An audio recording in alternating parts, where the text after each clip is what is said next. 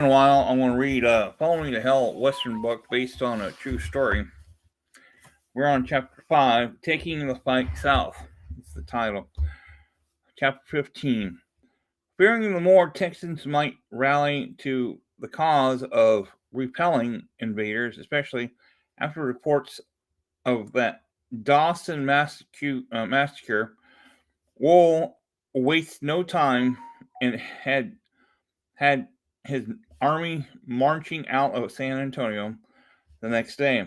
The column included herds of 500 cattle, wagons bearing whatever plunder the city still had. 200 Mexican families seeking protection from the town. Furious Anglo citizens also accompanied the column. The Old Paint, Caldwell called the Council of War, and the Texans voted pursued the Mexicans and attacked them if possible. Jack Hayes was given assignment of the leading the pursuit. It began when given the assignment, he shouted out, "Charge!" and he rode ahead. Followed by 50 men, he and his riders caught up with the Mexican rear guard near the Hondo in mid-afternoon on September 22nd. By then, Wool main column had crossed the river and symbol good defense. Hey, Mustang, how you doing? The position along the west bank, only a company of infantry and few cavalry remained on the east bank to protect two cannons. And the Mexicans, hey, Cyber, how you doing? Family who had not yet crossed. Now, Caldwell gave Hayes permission to assault the Mexican guns, promised to support the attack with the infantry. He and the Rangers made a violent mount charge into the face of the Mexican cannon. Killing at least 5 artillerymen as they galloped past. But the attack was not complete success because Caldwell failed to support the effort as promised. Determined advance by the Mexican infantry forced Hayes and his men to spike the guns with withdrawal. Hayes was furious with Caldwell, who explained the rest of Texas volunteers had simply refused to advance on the strong position along the river with the cannons. Wool led his tired and badly bodies forced away from the Hondo during the night and reached the safety of Rio Grande on October 1st, refusing Cardell, Claude, damn it, Cadell, can't say it, I'll get it, order withdrawal. Now, Hayes and the Rangers had dogged Wall column all the way back to the border, occasionally scrimmage with the Mexican cavalry.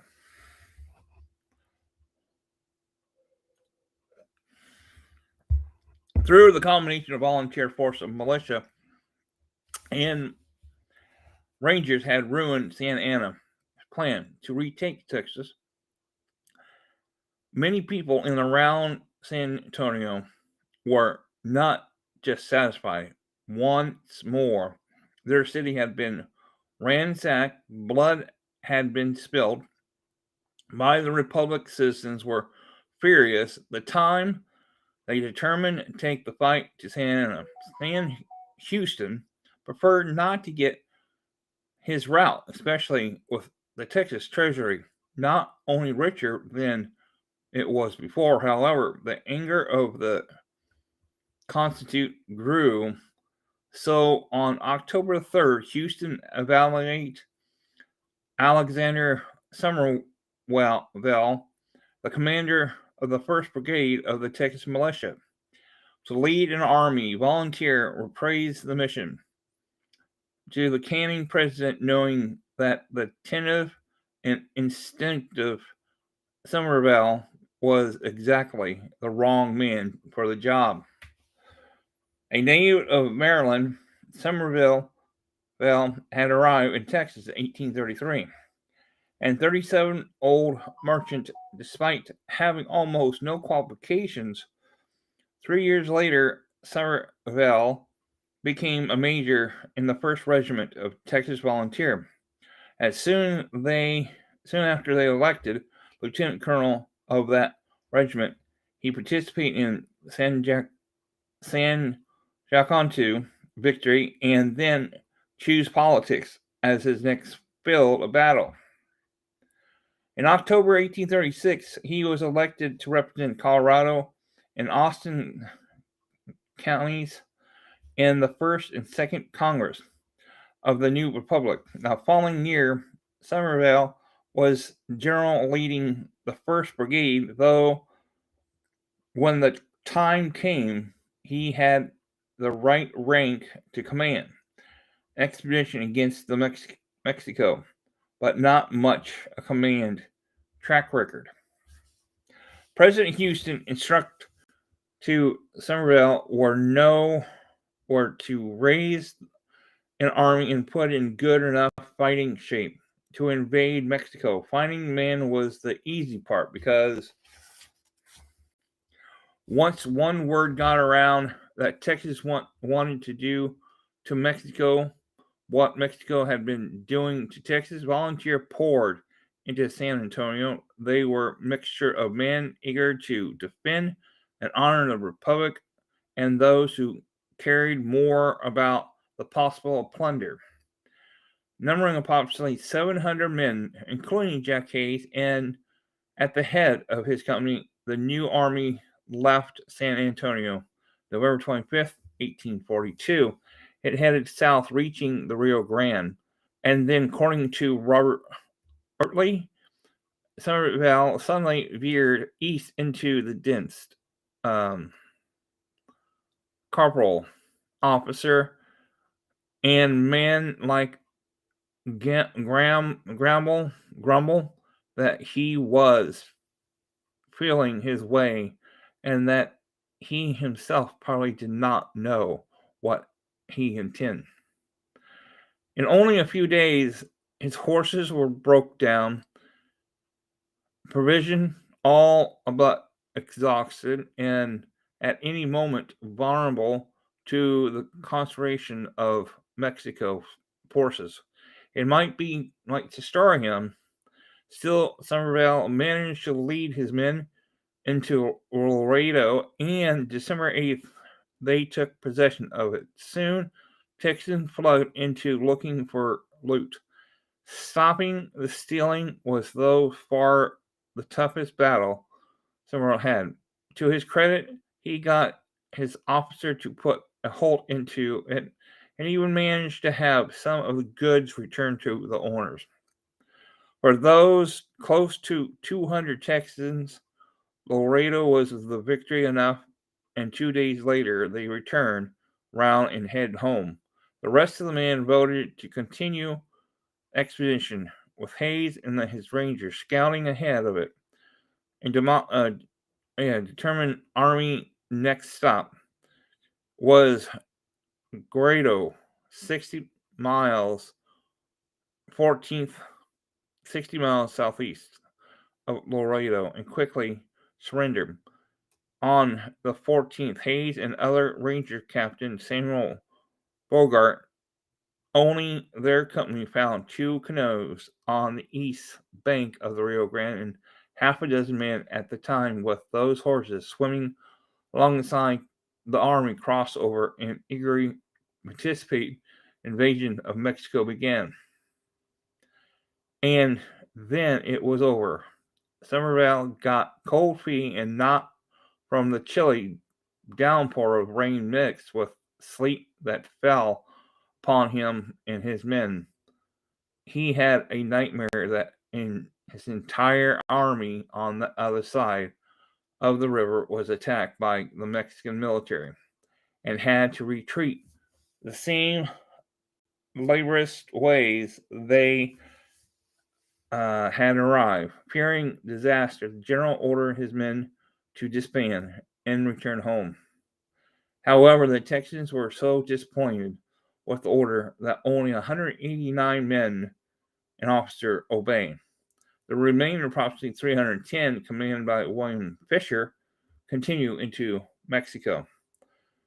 Once one can debate whether Somerville's decision was reasonable, however, there was no doubt that the decision by his men was disastrous. The horrible advance would become known as the Muir Expedition, while it marked as a low point in Texas Rangers history.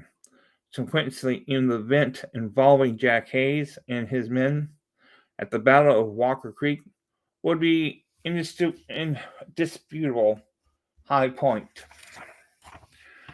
From bad to worse, Chapter 16.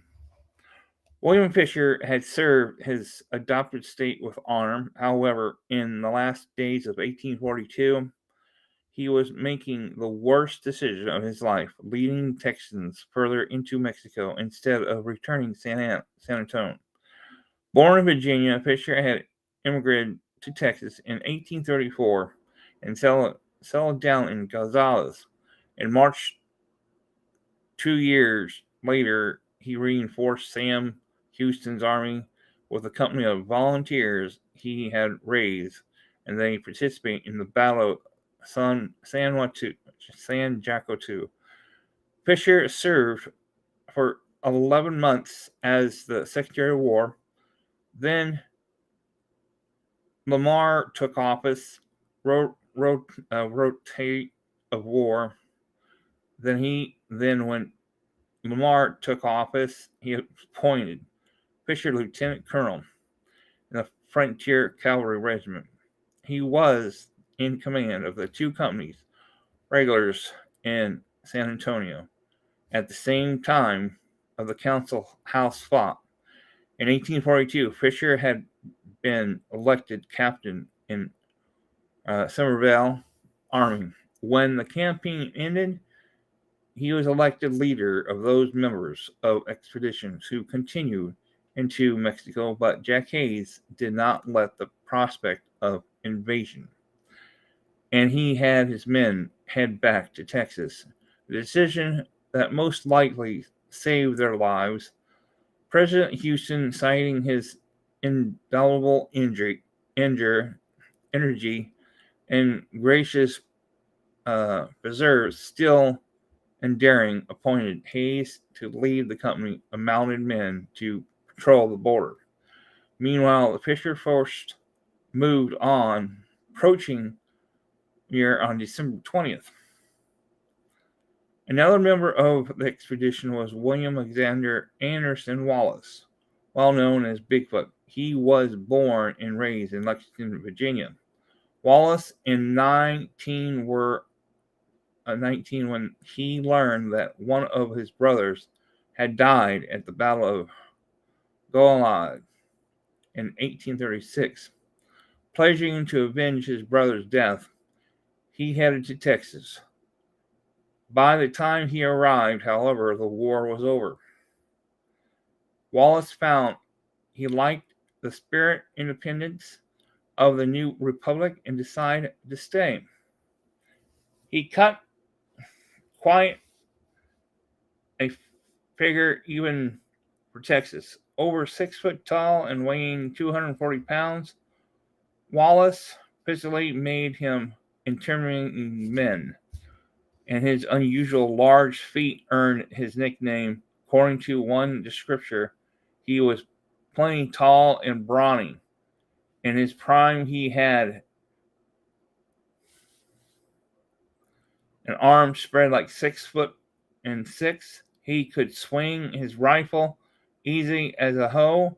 Black hair curly, thick on his and well-shaped head, and his eyes were so keen that he would never wear spectacles to end of his life.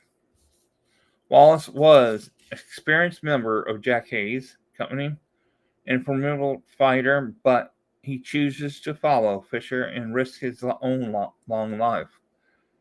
While there have been numerous accounts of fatal foray into Mexico and parties, colorful and detail, one of the purest expedition, a bit including a few grain of salt, can be found in John C. Duvall, The Adventures of Bigfoot Wallace, published in 1870. Duvall and Wallace were good friends, and in the account, Wallace properly narrate the story of his life. On the 20th, the Texans, led by Fisher, approached Sidel Mir, unaware that 3,000 Mexican troops were in the area of command of General Francisco Marja and Pedro de Impala, I think so. Those are the days of after Christmas when the Texans got around to launching an attack. They faced 10 to 1 venture. Still, Wallace recalled the fire from our rifles was so rapid and deadly that they at length fell back in confusion, leaving the streets and plaza stir with their dead and wounded.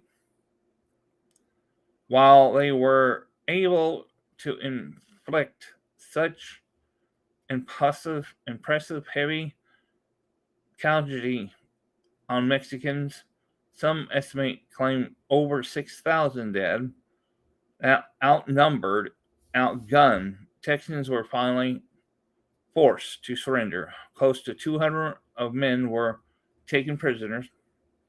The various Mexican, according to Wallace, fastened us in the same desert stone building like so many pigs, where we were kept for 5 or 6 days with nothing to eat except for a little dry beef.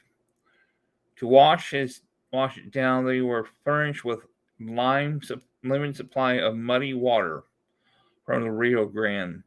However, Wallace added there was no use to complain. We know we were in for it and participate through our own stupidity and folly. We resolved to make the best in the worst situation, and we must be placed. Well, I'm going to stop there and continue on page 91. And hey, thanks for coming, Cyber. Thanks for coming, Mustang. Hey, thanks for coming. I appreciate it. And I'll talk to you guys all later.